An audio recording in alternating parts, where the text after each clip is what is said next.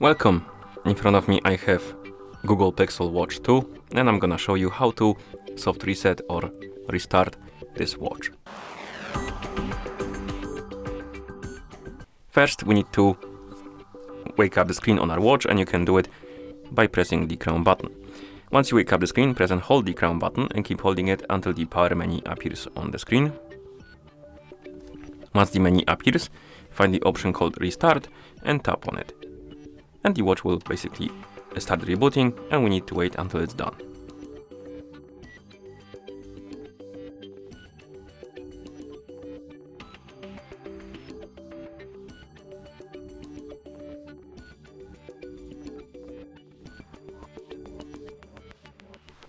And as you can see, we're back in the system, and that's how you soft reset this watch.